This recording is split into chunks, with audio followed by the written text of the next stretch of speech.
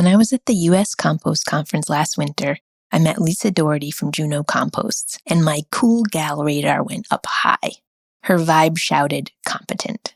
Lisa is the real deal, collecting food scraps and making compost with very little support in the tough climate of Alaska. It was fascinating to talk to Lisa about the struggles of composting in this harsh environment and her ingenuity.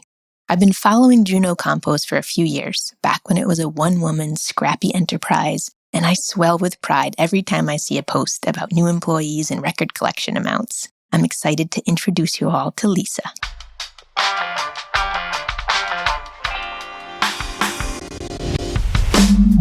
Welcome to The Composter, a podcast for farmers and composters.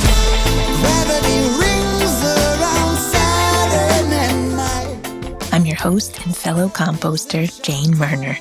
Join me in practical conversation between industry professionals and farmers with a passion for producing high-quality compost. We're going to dig deep into the science, technology, and art of compost production so that we as composters can help enliven the world's soils.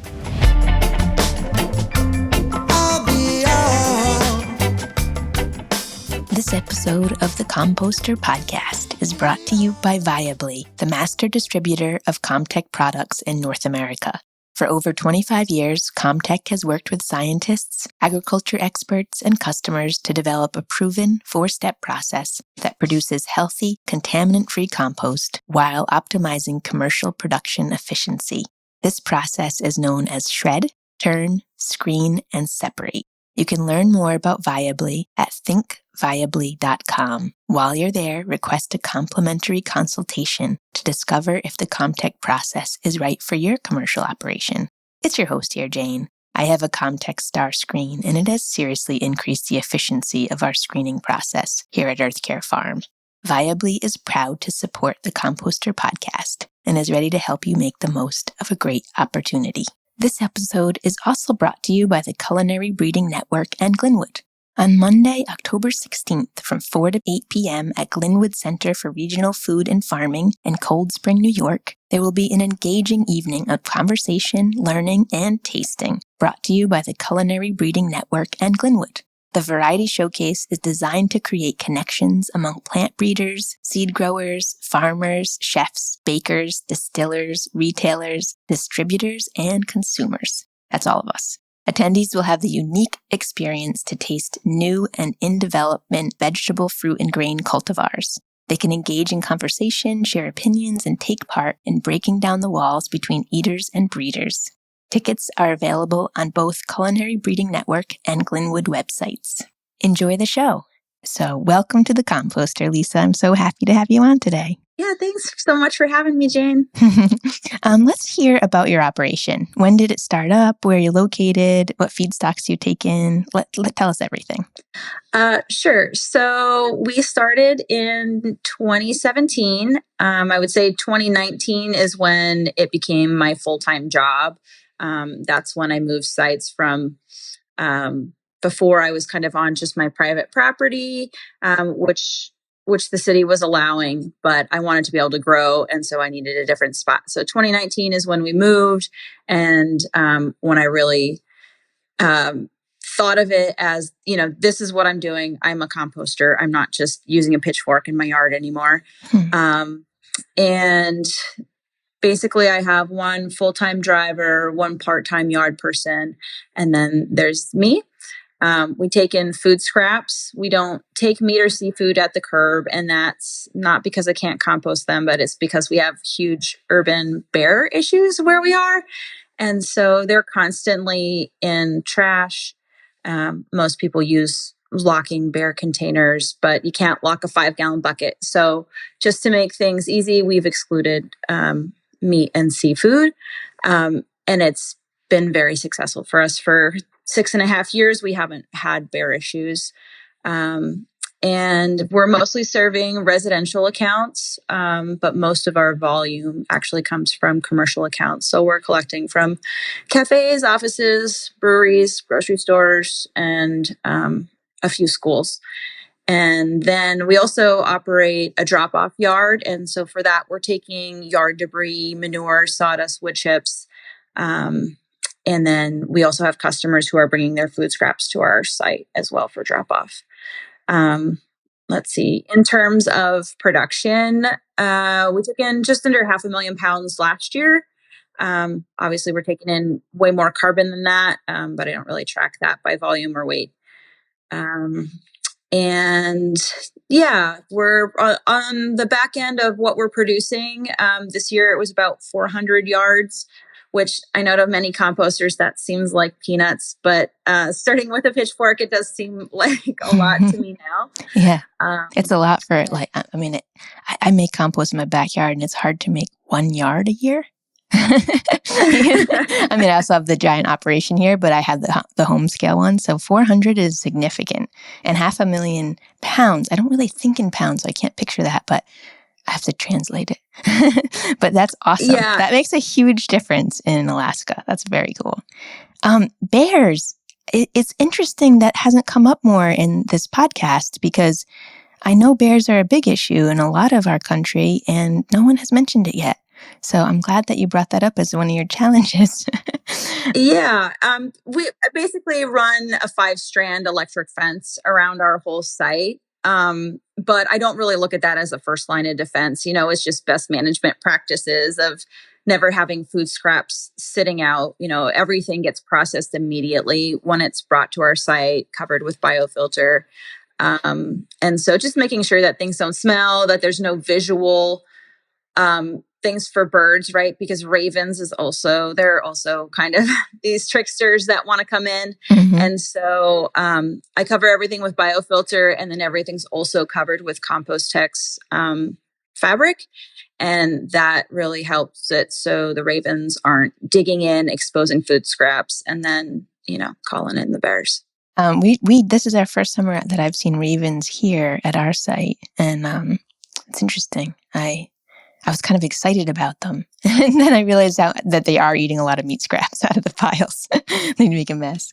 But yeah, and it's hard because they dig right in. They dig right in. Sweet. So what was your motivation in getting started? Like, how did you get interested in this?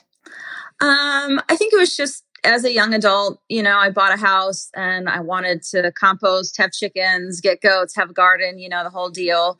And so I just started a home compost pile, didn't know what I was doing. It was definitely a cold pile. But then as I got the livestock and started incorporating that, I made some hot piles, and that just wowed me. And I had been struggling with gardening because, we live in a rainforest. It's a struggle for anybody to garden here. And the lack of soil is a big one, and rainfall's the other big one. But I really saw composting as an opportunity to make me a more successful gardener. And so I started a free service collecting from like 20 households on Douglas Island, which is where I live in Juneau, and composted like 30,000 pounds of food scraps from a couple of businesses and these neighbors in a series of like 13 pallet bins in this big windrow, just managing it with a pitchfork. And I built up my soil, and I thought, wow, this could really scale up and more of the community could participate. And so I just kind of went from there. And I figured, I always thought I wanted to be a farmer. I thought I was going to be a farmer. And living in Juneau, one of the only places without farms, we have a few hobby farms, but that's it. Farming soil was kind of the only way I could figure out how to be a farmer here. That's an awesome. I love that story. And can you tell us more about Douglas Island and Juneau? Like just your environment. I want to hear about how much rainfall you're getting and what it's like most of the year. Yeah, so we're in Southeast Alaska. It's a little panhandle butted up against British Columbia. And so we are in a temperate rainforest. So it rains something like 230 days out of the year. It's a lot. And our temperatures are really moderate. So in the wintertime, hovering 20 to 35 degrees. And in the summertime, it's 50 to 65 degrees. So Yeah, those are and we're also not connected to any other communities by roads. And so there's just, dead ends on either side of the road, and you have to take a boat or take a plane in. And so we're pretty isolated. It's hard to get materials in. It's hard to get materials out. And Douglas Island is just connected to a bridge to the rest of town. Yeah, that's really different than a lot of the other compost sites we've talked to. There's got to be some unique challenges with that. What are your biggest challenges? And I know that varies all the time, so you can talk about what challenge that is today or an overarching challenge that you've been dealing with for a while. Well, I would say it's mud. Because, with all that rain, just nothing ever really dries out. We'll get some stretches where it's warm, and it feels like a miracle to not be walking in mud. But running a skid steer on a gravel pad 4 to 7 days a week year round is a lot to ask for a working surface. And so, yeah, that's been my biggest challenge. I rent the parcel that I'm on. It's just under an acre. And, I can't afford to pave it, $100,000 to pave a corner of a site I don't own, is a hard ask. But yeah, we actually just a couple weeks ago, some friends, who do excavation work helped me out and cleared out, an area of it and backfilled it, packed it, and we poured some concrete. And I'm really hopeful that is going to work well. We just did one bay. And so I can't wait to test it out. And if that works, expand little by little as I can afford concrete. Yeah. Every surface has its own challenge. Yeah, but mud, that's a whole different amount of rain. I can't really compare that to here, but I know that when it's mud season here, which is a short season in early spring, we do have to backblade every single day at the end of the day to make sure there's no tracks. And I'm sure you're already doing that. Yeah, it's kind of crazy how much material I'm always grading away. I'm always draining puddles and, all those little compost crumbs that fall off the bucket as you're moving material around, they just work into the working surface. And yeah, it's by far the biggest challenge that it's been really hard for me to overcome. And I'll say I don't like pavement in any other situation in my life. There's a use for it. But it's just this thing I can't overcome without having a solid working surface in a rainforest. Yeah. And are there any other composters in Alaska or that you... There are other composters in Alaska. I'm the only one in Juneau that's, not just composting in their yard at a home scale. Yeah. And yeah, that's been interesting. Just in the beginning, I was told over and over, it would never work here. And I mean, I was told by the Master Gardeners group that you can't hot compost here. And I just was like, I don't know that that's true. I'm going to try. Yeah, I love that. Yes. Tell me no and I'll figure out a way. Yeah. And so there was a lot of resistance in the beginning. I think it's just kind of fear-based. A lot of people don't want to compost because they think of the bears. They think it's not warm enough here. They think it rains too much. But I think I've really worked to dispel those myths. And so, over the last, I would say 4 years, I've received so many calls from all over the state of other communities that are like, wow, this is amazing. I didn't think this could happen in Alaska. Can you tell me more? Because we want this in our community. And so there have been other composters that have popped up. But I would say that I'm pretty sure I'm the only year-round food scrap composter in this state. Are you still going out and collecting? I know you have a full-time driver now. I do. I'm actually in between drivers. So I've been collecting compost every day for September. And so, yeah, I do collect. When I have a driver, I mostly am not doing collections. I'm on more on the processing end of things. But really this past year, I've been trying to step away from even that role and just focus on growing the business and making the plans for the future, I would say. And then all the behind the scenes computer stuff that is not very exciting. Yes, there's so much of it. Do you have any advice or resources that you would give to smaller scale composters that are just starting up and wanting to get to your scale? Yeah. Let's see. Yeah, a few things. I would say you can dream and design in your head all day long. But that's not really what's going to make the compost in the end. I've seen a lot of composters, especially in Alaska, just get stuck in that planning process. And, actual years go by while someone's trying to decide on the perfect system. And so I would just say start. Because even if you just make a general plan, just see the first few feet ahead of you rather than miles away, because your plans are going to evolve as your abilities and your knowledge change, and the community connections you build, perhaps the financial situations you have yourself in, like that's going to change how you're going to want to operate your site. So I would say just get started, and also making careful observations, I find to be way more valuable than some fact I read in a book or a quote from a study, or, I hear lots of people repeating jargon. Like thinking back to many years ago, everyone was touting compost. Oh, it's just this great nitrogen source for your garden. And now you hear everyone say, well, it's a great carbon source for your garden. And I think people can get caught up in repeating things.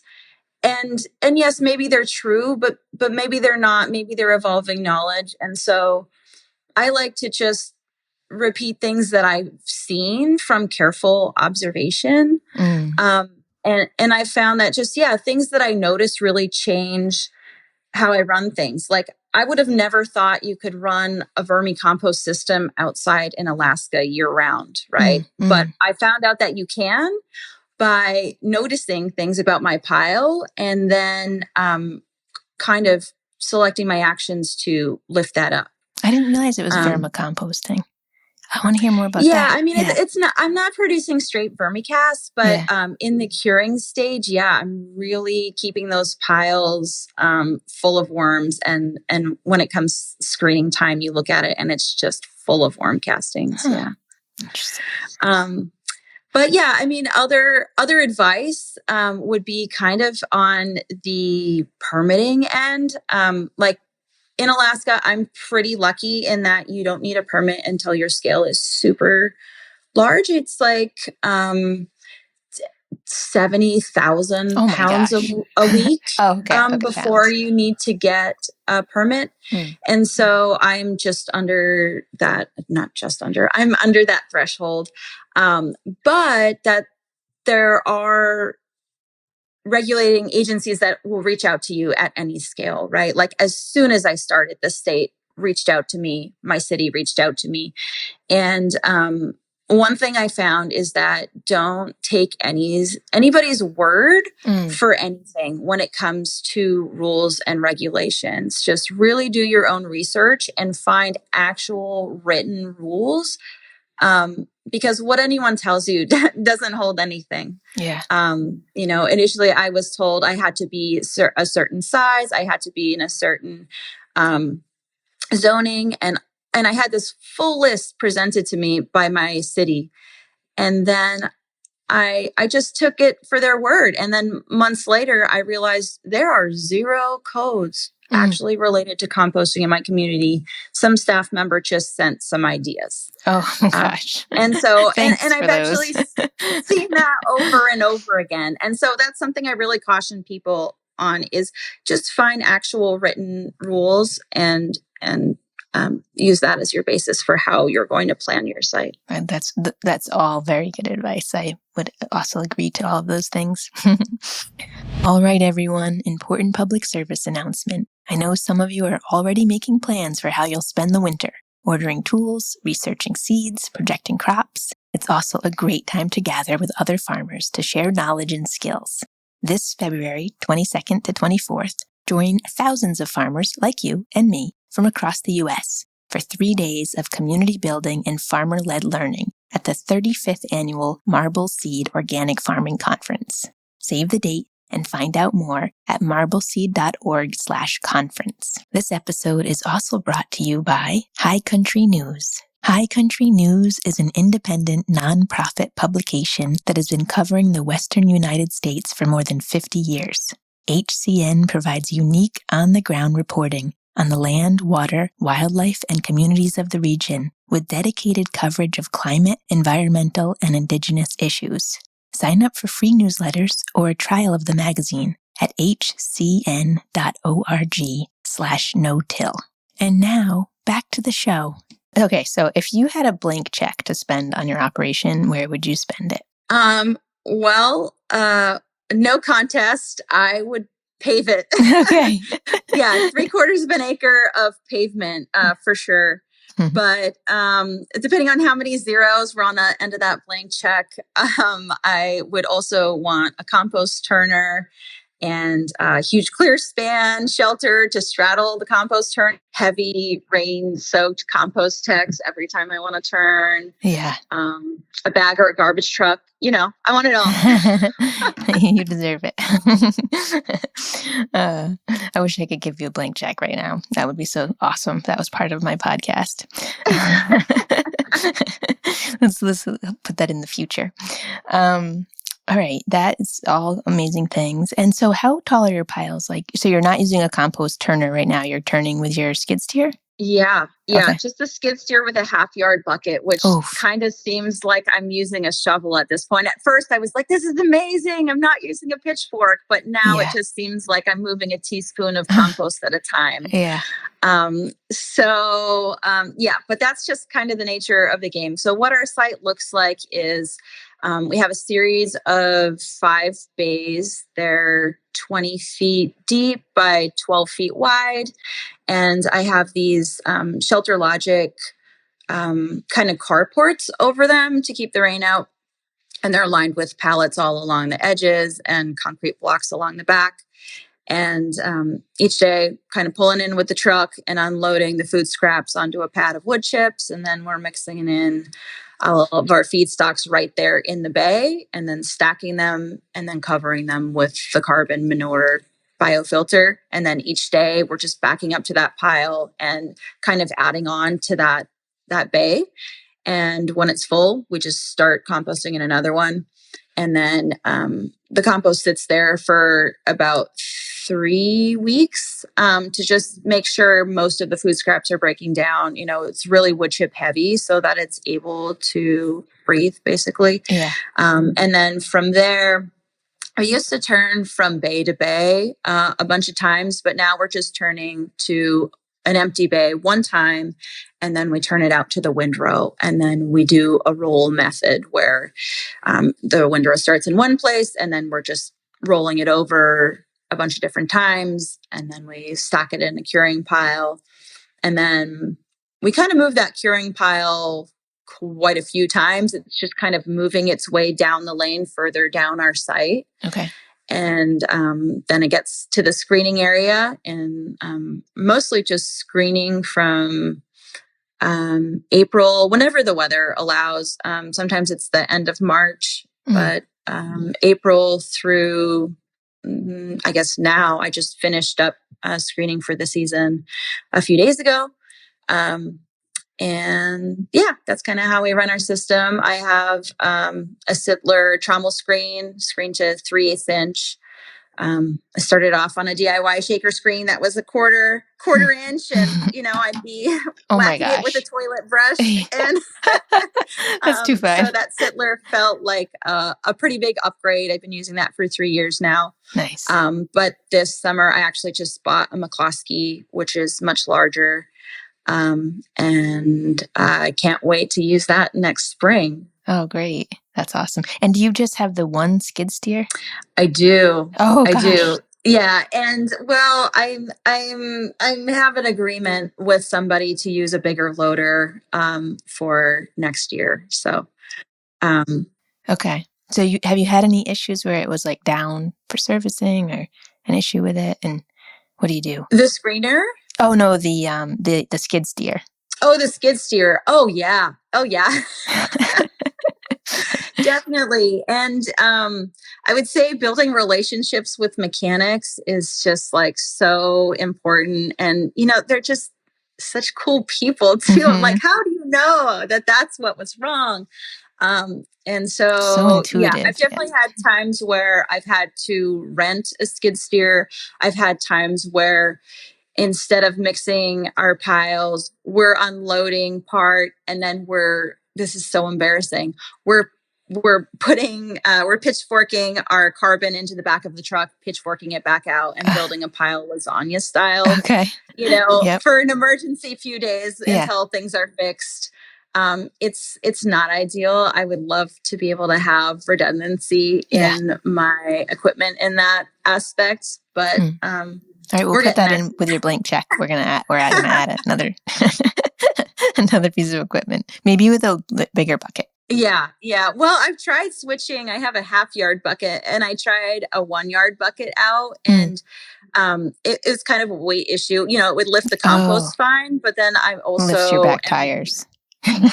Yeah, yes, I need a counterweight. But it just I make some value-added products, and so I'm making a raised bed mix, and I couldn't lift the raised bed mix with that, and so just sticking with the half yard bucket. So do you model your windrow size, your piles based on the height of the skid steer bucket? Is that how you're doing that? Basically. Yeah. They're about 9 or 10 feet wide at the base is what it comes out to be. And how tall? I guess they must be close to 5 feet. They're about my height. Okay. Maybe a little taller. All right. Awesome. All right. Now I want to come see it. That's so great. Are you going to be at the Compost Conference this year in Florida? Yeah, I think I'm a lifer, Jayne. Oh, sweet. Yeah, I was really hoping to go to the Compost Conference in November, but I'm not going to be able to make that for employee reasons. I don't have full coverage yet, but I will definitely be in Daytona, and I will be at the CCC Forum next October for sure. Yeah, great. I would say that's those conferences are kind of like the highlight of my year. It can kind of feel lonely in your own little compost world at the compost site all day long, listening to podcasts, turning compost. I've really tried to build relationships in my community with other business owners. Composting is kind of niche. And so having friends and allies and colleagues to interact with from across the country for me has been really important and really keeps me, I guess, in better spirits. I'm so glad because I'm going to be there too, and I'm excited to see you again. I had so much fun hanging out with you last winter. And it felt like all of us composters there, we kind of start out the week like, and then at the end we're like, woohoo! I'm ready to go. So it was fun to watch the mood swing of the week. It's great. We all jazz each other up. I'm so proud of you. I'm so excited about what you're doing and how you've grown in this short amount of time, and just the stick-to-itiveness that you've got, and you can do, and it's inspiring for a lot of people. So it's so great. Yeah.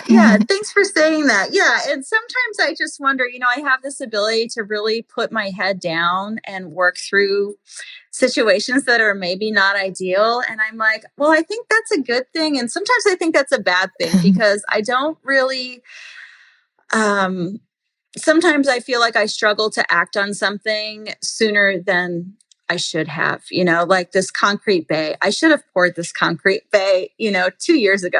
I should say. And, but I've really run things as a bootstrap operation. It's been really important for me for, the revenue coming in to be able to pay for the things that need to happen at the site. And I've really tried to avoid banks as much as possible. And so, I think bootstrapping has its advantages for sure. And it's worked well for me. But I also feel like, gosh, so many other people are growing so much faster than I am. How do I tap into that? Yeah, I think we actually talked about this at the conference last year, and like the grant writing process, if you want to write a grant for that, takes so much time away from your business and for an unsure, outcome. So is that worth it sometimes to like go that route if you're wanting a big hit so you can pave a surface? Yeah, well, I've found that most grants are for, nonprofits or municipalities. And, there's that USD one that my municipality actually applied for in conjunction with me. But yeah, that's kind of been a challenge. I've seen lots of composters or around me in Alaska that are, well, they're not composters yet. They're aspirational composters, and they've received grant funding. And I'm super happy for them. And I hope that great things are going to happen. But it's unfortunate that as an LLC in Alaska, I don't have access to the same funding mechanisms that nonprofits and municipalities have. Yeah, yeah. Oh, well, I think the approach of paying for it as you can afford it is the right way. It's a comfortable way. People can get it in over their heads fast, and having that goal in mind of okay, I'm going to put my head down and work in this mud, but I know when I get to this point, we're going to pave it. It makes it easier to do, even though it's tough. So I love that attitude. I'm very proud of you, and I'm psyched about watching you grow more. Thank you so much for saying that. I always melt when someone says they're proud. I am. I watch you on Instagram. I'm like, yes. Oh, look, she's hiring. Oh, it's so great. So, awesome. Is there anything else you want to add? Well, I guess I could say one thing that I've really taken joy in doing is making value-added products. So like things that are ready for pour and plant. In the beginning, one thing I came across a lot was people like, oh yeah, I want to buy some of your dirt. And it was like, well, I'm making compost, which isn't dirt and, isn't soil. And in a rainforest, you don't want to plant, in straight compost because you're going to have a waterlogged mess. Mm-hmm. And so, so to make sure that people were successful and not just planting in straight compost, I was like, I better make things that people can just pour out and plant in. Yep. And so we make a potting mix and a seed starting mix, raised bed mix. And then we also sell mulch, which I call composting mulch. And it's just our overs. And it's really good for perennials. Mm. But that has been really fun for me. And it's also enabled me, like, before, when I would produce like 50 yards in a year, that doesn't go very far, right? And so when you make these other products, you have the ability to sell more, to have more customers. There's nothing that breaks my heart more than saying, sorry, I'm sold out. Yeah. Go buy something from Home Depot. So that's been really fun for me. And also just using my compost. I feel like it's really hard to tell someone that they should use your product if you don't use your product, right? Yeah. And so every year I do lots and lots of trials, growing seedlings inside, growing plants at full maturity in pots, in the ground. And I know that I'm making really great products that outperform other products that are on the shelves in town. Mm. And, yeah, I think people can get caught up in, I need to send this off to a lab. I need to look at this under a microscope. And while those things are helpful, like the end game really is that compost is feeding the soil and feeding plants. And so I really think that's a valuable thing for composters to do, is to just really use your own products, test them against other products side by side, and see how your compost performs. I saw your beautiful carrots on Instagram too. They looked amazing. And then you get to be the farmer that you set off to be in the beginning. So yeah, the glorified gardener. yeah, it's so great. That's so great. Well, thank you so much for all of this wisdom. And we are going to keep watching you, and I'll see you at the conference in Florida. Yeah, I can't wait. Thanks again so much for having me. I love your podcast. It's so valuable to listen to all the conversations you're having. I'm so thankful. We'll talk to you soon, Lisa. Bye. Okay, thank you. Bye. Bye.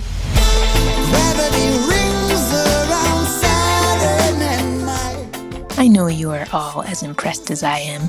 If you want to test your toughness, go haul compost toters in the Alaskan dark winter with a threat of bears. Thank you to Lisa for making us all feel wussy. Check out Juneau Compost on Instagram. This wraps up the last episode of Season 2. But don't worry, I will find you at the US Compost Conference in February, and I'm already lining up Season 3. If you have any questions or show suggestions for me, I can be reached at info@earthcarefarm.com. You can also check us out on YouTube on our Earth Care Farm channel or Instagram at earthcarefarm_RI.